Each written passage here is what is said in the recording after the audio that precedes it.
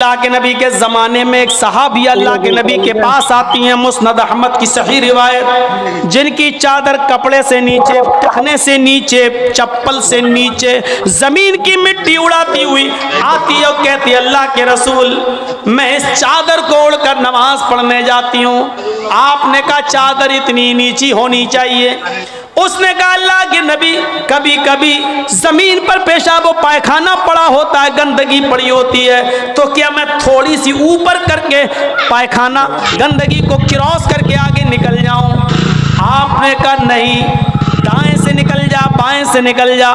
कहने लगी दाएं भी मर्द बैठे होते हैं, बाएं भी मर्द बैठे होते हैं, मुझे उसी गंदगी के ऊपर से निकलना है। अल्लाह के रसूल इजाजत दे दीजिए, मैं थोड़ा सा ऊपर कर लूं और निकल जाऊं, उसके बाद नीचे कर लूंगा। जब गंदगी को क्रॉस कर लूंगी तो चादर में नीचे कर लूंगी। अल्लाह के नबी कहते हैं अगर मर्द दाएं बैठे हैं, बाएं बैठे हैं, तो तू उसी गंदगी के ऊपर से निकल जा। कहने लगी अल्लाह के रसूल वो गंदगी मेरी चादर में लग जाएगी, आप मुझे ऊपर उठाने की इजाजत नहीं दे रहे हैं। टखने से ऊपर, चप्पल से ऊपर चादर उठाने की इजाजत क्यों नहीं दे देते? आपने कहा नहीं, चादर उठाने की इजाजत, चप्पल से भी ऊपर चादर उठाने की इजाजत नहीं दूंगा। कहा अल्लाह के रसूल फिर उस चादर में पेशाब और पायखाना लग जाएगा। आपने कहा लग जाने दे। कहने लगी हाय अल्लाह के रसूल उसी चादर को तो ओढ़कर मैं नमाज पढ़ती हूँ मस्जिद में। जब ऊपर औरतों का अलग इंतजाम होता है या पर्दे में औरतों का इंतजाम होता है, तो मैं इसी चादर को ओढ़े ओढ़े नमाज पढ़ती हूँ। आपने कहा उसी चादर को ओढ़कर नमाज पढ़ ले। कहने लगी उसमें पेशाब और पायखाना लग जाएगा, क्या उसी और चादर को ओढ़कर नमाज पढ़ लूं? आपने फरमाया हाँ। आए औरत, जब पेशाब और पायखाना तेरी चादर में लगेगा, जब तू आगे बढ़ेगी तो तेरी चादर जमीन पर पड़ी हुई मिट्टी से रगड़ खाएगी, क्योंकि तेरी चादर नीचे है। जब पेशाब और पायखाना उसमें भर जाएगा, जब तू आगे बढ़ेगी तो जमीन पर पड़ी हुई मिट्टी पर तेरी चादर रगड़ खाएगी, और जमीन पर पड़ी हुई मिट्टी से रगड़ने की वजह से जमीन की पाक मिट्टी तेरी चादर को पाक कर देगी। लेकिन तुझे चादर उठाने की इजाजत नहीं, उसी चादर में तू नमाज पढ़ ले। गंदगी लगती है तो लग जाने दे, आगे बढ़ेगी तो जमीन पर पड़ी हुई पाक मिट्टी तेरी चादर को पाक कर देगी। मेरे भाइयों, पेशाब और पायखाना देखकर भी अल्लाह के रसूल ने औरत को चादर उठाने की इजाजत नहीं दी। मेरी बहनों, तुम्हारे दिल कैसे गवारा कर लेते हैं? जलसों में भी चूड़ियां खरीदने के लिए, बैलून खरीदने के लिए, जलेबियां खरीदने के लिए तुम किस तरीके से लेडीज पिंडाल से निकलकर तुम बाजारों में घूम लेती हो? शर्म आनी चाहिए। तुम्हारे कलेजे और तुम्हारे दिल कैसे गवारा कर लेते हैं कि लड़के और लड़कियां एक जगह शॉपिंग करें, दुकानदारी करें, खरीदारी करें? ये तुम्हारे कलेजे, तुम्हारे ज़मीर कैसे गवारा कर ले? जबकि अल्लाह के नबी फरमाते हैं ला यखलुअन्न रजुलुन बिमरातिन इल्ला कान सालिसुहुम शैतान। कोई मर्द किसी औरत से तन्हाई में न मिले, कोई मर्द किसी औरत से अकेले में न मिले कि उसमें तीसरा शैतान होता है, उसमें तीसरा बहकाने वाला शैतान होता है। मेरे भाइयों, इस्लाम का कानून यही है, इस्लाम का निजाम यही है। एक औरत, उसका शौहर मर चुका है, औरत के पास बहुत ज्यादा पैसा है, वो हज करना जाना चाहती है, शौहर इंतकाल कर गया, अब औरत अकेले हज करने नहीं जा सकती है, जबकि मुस्तती है, साहिब इस्तिताअत है, हज करने जाना चाहती है, अच्छा काम करने जाना चाहती है। इस्लाम कहता है कि तेरा शौहर नहीं है तो भाई के साथ जा, भाई नहीं है तो बाप के साथ जा, बाप नहीं है तो बेटे के साथ जा, लेकिन किसी महरम का होना जरूरी है, उसके साथ जा। चीख कर औरत कहती है कोई नहीं है, मेरे पास दौलत है। अल्लाह के नबी कहते हैं फिर दौलत संभाल कर अपने पास रख। अगर तेरा भाई नहीं है, बेटा नहीं है, शौहर नहीं है, बाप नहीं है, कोई महरम नहीं है, तो तू अकेले हज करने नहीं जा सकती है। नहीं, अय अल्लाह के नबी, मेरा पड़ोस में बड़ा अच्छा नेक हाजी नमाजी नेक आदमी रहता है, मैं इसको भाई बना लेती हूँ, चली जाऊं? फरमाया नहीं नहीं, मुंह भोले भाई को भाई बनाकर उसके साथ तुम हज करने नहीं जा सकती हो, इसलिए कि अपने मुंह से किसी को भाई बोलने से वो तुम्हारा सगा भाई नहीं हो जाएगा, अपने मुंह से किसी को बेटा बोल देने से वो बेटा नहीं हो जाएगा। तुम किसी को बेटा बोल दो, भाई बोल दो, जो चाहो बोल दो, लेकिन इस्लाम ये कहता है कि उसके साथ भी औरत को इजाजत नहीं है कि वो हज करने जाए। अगर कोई नहीं है तो मत जाओ, लेकिन इस्लाम इस बात की इजाजत नहीं देता है कि तुम अकेले जाओ या किसी को बहन, किसी को भाई या बेटा बनाकर जाओ, इस बात की इजाजत नहीं देता। इस्लाम एक इबादत में, हज जैसी इबादत में भी औरत को किसी गैर मर्द को मुंह बोले भाई और मुंह बोले बेटे के साथ भी जाने की इजाजत नहीं देता। तो मेरे भाइयों, जब खाने काबा में जाने की इजाजत नहीं देता है, सफा मरवा की सई की इजाजत नहीं देता है, इतनी खूबसूरत इबादत की इजाजत नहीं देता है, तो बाजारों में अकेले घूमकर शॉपिंग करने की इजाजत कैसे देगा? फिर बाजार के अंदर औरत को अकेले जाने की इजाजत कैसे देगा? इतनी खूबसूरत इबादत करने की इजाजत नहीं देता है, इतनी खूबसूरत इबादत करने की इजाजत नहीं देता है, तो मेरे भाइयों फिर औरत को बाजारों में घूमने की इजाजत कैसे देगा? फिर बाजार में घूमने और बाजार में सैर व तफरीह की इजाजत कैसे देगा? हमारी माँ बहनों को इस बात को सोचना चाहिए, गौर करना चाहिए, संजीदगी से इसको लेना चाहिए। एक जमाना था, हजरत फातिमा कह रही हैं, आए अली मैं इतनी बीमार हूँ, इतनी बीमार हूँ, लगता नहीं कि इस बीमारी में मैं बच पाऊंगी। आए अली अगर मुझे कुछ हो जाए, अगर मेरा इंतकाल हो जाए, आए अली तो मुझे दिन के उजाले में दफनाने मत ले जाना, रात की तारीकी में ईशा की नमाज के बाद मुझे कब्रिस्तान में दफन करना। हजरत अली ने कहा, ऐ फातिमा ऐसा क्यों कह रही हो? अगर तुम्हारा इंतकाल सुबह फजर के बाद हो तो क्या ईशा तक हम तुम्हारे जनाजे को रखेंगे, मिट्टी को रखेंगे? तुम्हारे बाप का, तुम्हारे अब्बू का फरमान है कि मैयत को जल्दी कब्रिस्तान ले जाओ, फिर मैं लेट कैसे करूं? फरमाती हैं, आए अली, आए मेरे प्यारे शौहर, मुझे रात में ही ले जाना, मेरी बात को गिरा बांधो, मेरी बात को मजबूती से पकड़ लो, मेरी वसीयत को याद रखना, चाहे मेरा इंतकाल कभी भी हो, लेकिन मुझे ईशा के बाद दफनाना, मुझे दिन के उजाले में कब्रिस्तान न ले जाना।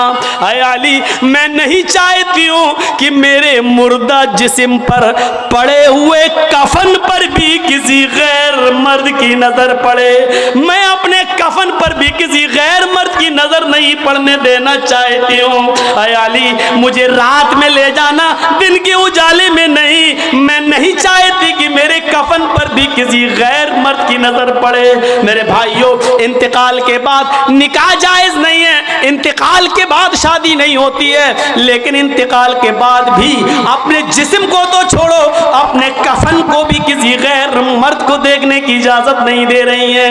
ये था हजरत फातिमा का पर्दा।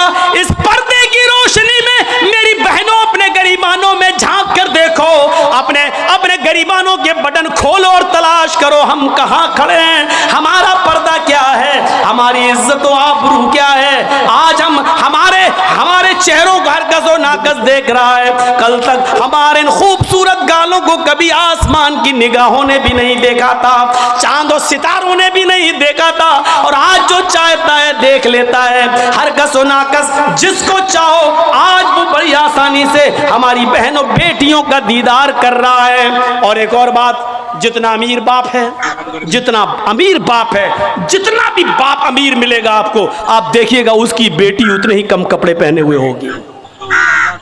किस बात का अमीर है तू? काहे का अमीर है तू? अपनी बेटी को 5 मीटर का कपड़ा लाकर नहीं दे सकता है तो काहे का अमीर है तू? कंजूस और बखील बाप। अल्लाह ताला ने इन अमीरों को ऐसी सजा दी है, ऐसी सजा दी है। कल तक ये गरीबों की लड़कियों को डांस कराया करते थे, आज अल्लाह ताला ने इन अमीरों की लड़कियों के जिस्मों से कपड़े उतार कर उनको लोगों की नजरों को दीदार करने पर मजबूर कर दिया। आज इन अमीरों की लड़कियों के जिस्मों से कपड़े उतरवा कर आज गरीब इन लड़कियों को देख रहे हैं, उनका नजारा कर रहे हैं। आज अमीरों को अल्लाह ने ये सजा दी है। आज वो फैशन समझते हैं कि मेरी बेटी फैशनेबल कपड़े पहने हुए हैं। नहीं नहीं मेरे भाइयों, आप अपनी बहनों के जिम्मेदार हैं। अल्लाह के नबी ने फरमाया कि जिस लड़की का बाप, जिसकी बेटी बेपर्दा घूमे वो बाप दयूस है। जिसकी बहन बेपर्दा घूमे वो भाई दयूस है। जिसकी बेटी बेपर्दा घूमे वो बाप दयूस है। जिसकी बीवी बेपर्दा घूमे वो शौहर दयूस है। गौर करो कितनी साफ लफ्जों में, कितने साफ लफ्जों में अल्लाह के नबी ने फरमाया, जिसकी बहन बेपर्दा घूमे वो भाई दयूस, जिसकी बेटी बेपर्दा घूमे वो बाप दयूस, जिसकी बेटी बेपर्दा घूमे वो बाप दयूस, जिसकी बीवी बेपर्दा घूमे वो शौहर दयूस। अब दयूस का माना अगर हम समझ जाएं तो सारा मामला हल हो जाए। दयूस का ये तो अरबी लफ्ज है ना, इसका उर्दू में तर्जमा होता है, सुनने की ताकत है, सुनेंगे। दयूस का मतलब होता है भड़ुआ।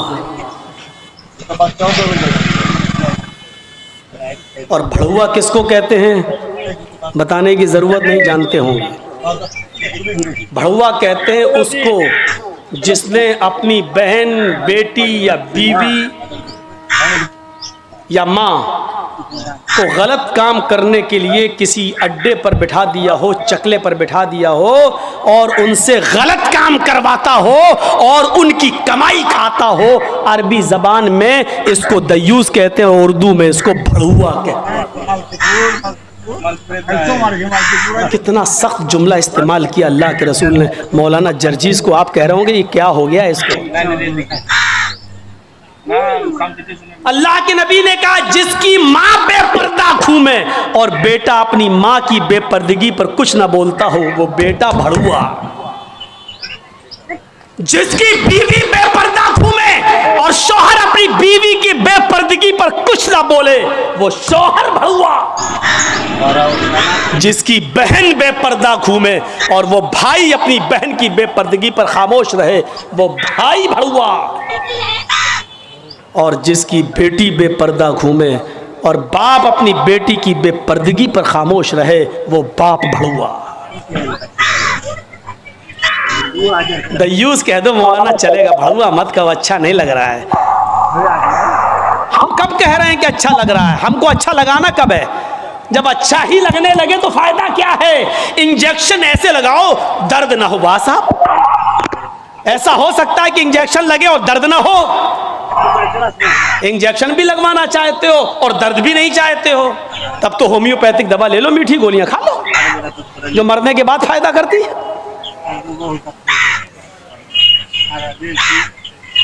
होम्योपैथिक दवा के बारे में यही मशहूर है, बहुत लेट फायदा करती है, तो हमने कह दिया मरने के बाद फायदा करती है। लेकिन सिस्टम मिल जाए तो जादू की तरह भी फायदा करती है, बहुत जल्दी भी करती है। तो जब आपको मीठी गोलियां ही खाना है होम्योपैथिक दवा तो फिर मत कराओ तकरीरें, और तकरीर करा रहे हो तो सुनो, सुनना पड़ेगा। कितने लोग हैं आज जो अपनी बीवी की बेपर्दगी पर सवाल उठाते हैं? कितने ऐसे हैं जिनकी बेटियां आज बेपर्दा घूमती हैं और वो बाप अपनी बेटियों को डांटते हैं? अगर माँ बाप अपनी बेटियों को सही से जिम्मेदारी निभाने लगे तो आज एक भी लड़की के पास एंड्रॉयड मोबाइल ना हो। हमारी 18-20 साल की लड़की जिसकी शादी नहीं हुई घर पे रहती है, उसके हाथ में एंड्रॉयड मोबाइल, चीख चीख के बता रहा है कि बाप की तरबियत में कमी है, बाप अपनी बेटी पर पूरा का पूरा हुक्मरान नहीं है, हाकिम नहीं है, या ये कह रहा है बेटी के हाथ में वो एंड्रॉयड मोबाइल चीख चीख के कह रहा है ये बाप ना कह रहा है, बेटी के आगे बाप की नहीं चल रही है, बाप मजबूर हो चुका है। मेरे भाइयों, अगर बाप मजबूर न होता तो बेटी के हाथ में एंड्रॉयड मोबाइल नहीं होता। क्या जरूरत है बेटी के हाथ में देने की? वो तो घर में रहती है, क्यों चलाएगी साहब? आपकी बेटी 18-20 साल की क्यों फेसबुक चलाएगी? क्यों व्हाट्सएप चलाएगी? क्यों मैसेंजर चलाएगी? और आप कैसे अपनी बेटी को फेसबुक और मैसेंजर और व्हाट्सएप चलाने के लिए ढील दे सकते हैं? कैसे? आपका ये दिल कैसे गवारा कर लेता है? आप जिम्मेदार हैं। हमारी ये बेटियां कल बच्चों की माएं बनेंगी। शादी के बाद इनको अपने बच्चों की तरबियत करना है। माँ के कदमों के नीचे जन्नत बताई गई है। हालांकि ये कोई हदीस नहीं है, एक मकूला है, लेकिन बच्चे अपने माँ के कदमों के नीचे जन्नत कैसे ढूंढें? ये आजकल की माँ के कदमों के नीचे जन्नत है? जिसको खुद नहीं मालूम कि कदम मेरे कहाँ हैं, उसके कदमों के नीचे बच्चे जन्नत ढूंढेंगे?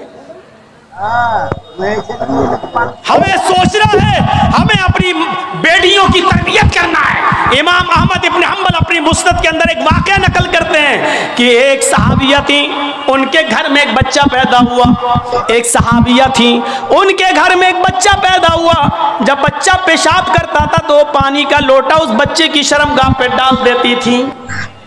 जैसी बच्चे ने पेशाब किया वो पानी लाती और शर्मगाह पे डाल देती है। वो सहाबिया कहती हैं, मेरा बेटा जब चलने के लायक हुआ, पहला दिन था उसका चलने का, पहला दिन था मेरे बेटे के चलने का, पहला दिन था मेरा बेटा खड़े हो गया। जब चला, मेरे बेटे को जब पेशाब की जरूरत महसूस हुई तो उसने पानी का बर्तन देखना शुरू कर दिया।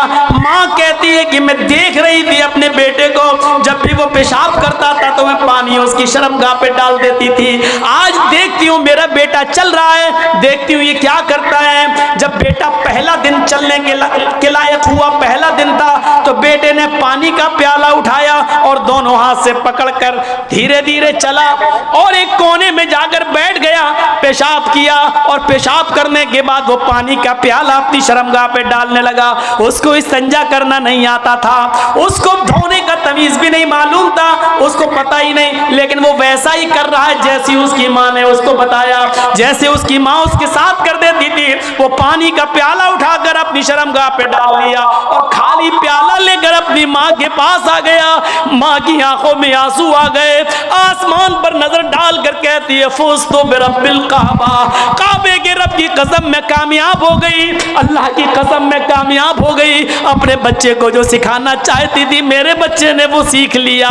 मैं अपने बच्चे को जो तरबियत देना चाहती थी मेरे बच्चे ने वो तरबियत हासिल कर ली। मुझे उम्मीद है कि मेरा बच्चा कभी नापाक नहीं रहेगा। मेरा बच्चा जब भी पेशाब करेगा तो पानी जरूर ले जाएगा और इस्तिंजा करेगा। उस जमाने की माएं अपने बच्चों को बचपन से ये आदतें डलवाती थी, और आजकल की माँ देख लो, अपने बच्चे का अंडरवियर नेकर उतार कर कहती बेटा यहाँ खड़े होकर पेशाब कर ले। ये माएं अपने बच्चों को क्या तरबियत देंगी? जबकि नेपोलियन ने कहा था कि mother's lap is first college for children, माँ की गोद ये बच्चे का पहला मदरसा होती है, पहली यूनिवर्सिटी माँ की गोद है। जो बच्चा अपनी माँ की गोद से तरबियत हासिल करके नहीं निकला वो किसी यूनिवर्सिटी से तरबियत हासिल नहीं कर सकता है। आज भी देख लो, किशनगंज में भी यूनिवर्सिटियां होंगी, किशनगंज में भी कॉलेज होंगे, उस कॉलेज से बीए, एमए, पीएचडी, एमबीबीएस और एमडी की डिग्री लेकर निकलने वाले बच्चों की तादाद भी बहुत होगी। लेकिन उन्हीं बच्चों को देखिए खड़े होकर सड़क के किनारे पैंट की चैन खोलकर धार मार रहे होंगे, पेशाब कर रहे होंगे।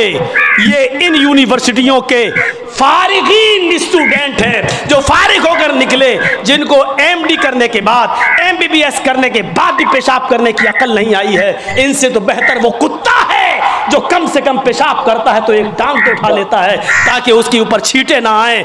इन्होंने यूनिवर्सिटी से पढ़ने के बाद भी ये कुत्ते से भी बदतर बनकर निकले हैं। वो यूनिवर्सिटी इनको इंसान नहीं बना सकी, वो कॉलेज उनको इंसान नहीं बना सके, वो स्कूल इनको इंसान नहीं बना सके। एमडी पीएचडी करने के बाद भी आज कुत्तों से बुरी तरह पेशाब करते हुए नजर आएंगे। कह लेने दीजिए मुझे कुत्ता, गधा, जो कुछ भी बोलता हूं मैं सब। आज मुझे इजाजत दीजिए मेरे भाइयों, कहो कि जानवरों की इजाजत मत बोलो, हम लोग इंसान हैं। कुरान ने भी जानवरों की मिसालें दी हैं। उलाइका कल अनआम बल हुम अज़ल, ये चौपायों की तरह हैं बल्कि उनसे भी ज्यादा गए गुजरे।